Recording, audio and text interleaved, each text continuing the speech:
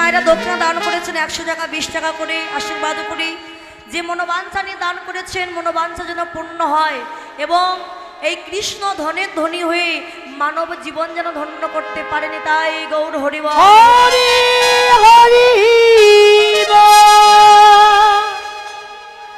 রাধারানী বললেন সখীরা আর অপরূপ দেখলাম ধনী ধনী